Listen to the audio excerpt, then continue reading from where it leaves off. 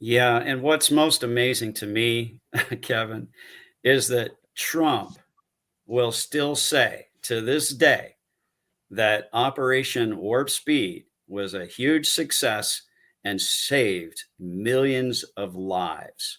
That is an abject lie. Hmm. And he's going to have to admit that he made a mistake eventually. I'm hopeful that RFK Jr. is going to help him over the hump on that. But I mean, the video is very clear. All you got to do is take a look at countries that had very little vaccine administration, and they did not have excess mortality. And I'm not talking from COVID, I'm talking from anything. There was no excess mortality. But you take a look at areas of this country, just this country, that were heavily vaccinated, there is a definite increase in all cause mortality.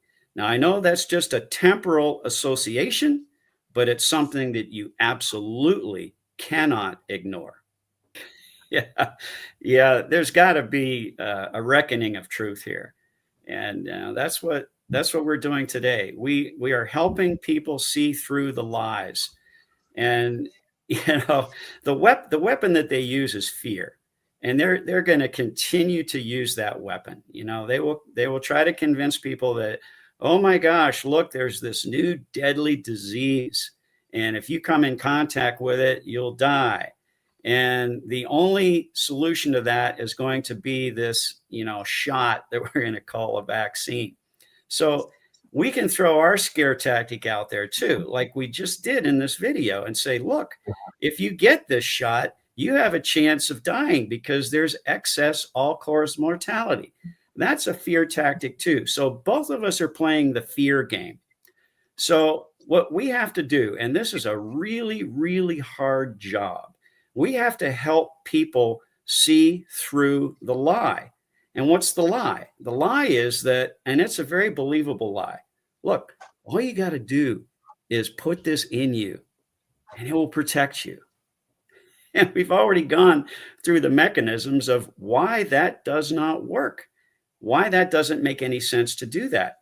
And when people, as consumers of shots called vaccines, when the people finally get that, they finally see through it, then they're not going to put this stuff into their children anymore. And that childhood vaccine schedule is just kind of going to go away because people aren't going to want to subject their children to that, nor are they going to want to subject themselves to it whenever the next scary disease comes along, whatever that is. And always know that any communicable disease, I don't care what it is, they are all treatable, they are all manageable.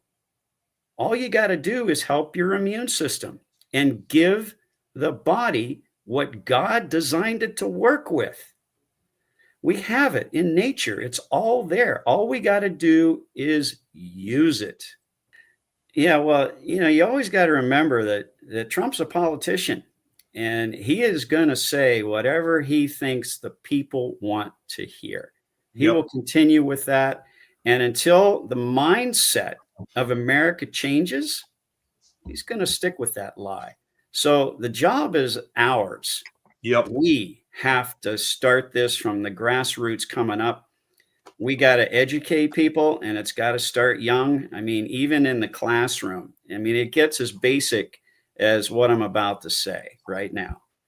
When kids learn about evolution, what are they taught? This is a theory. We can't prove it. The same thing needs to be taught about health and disease.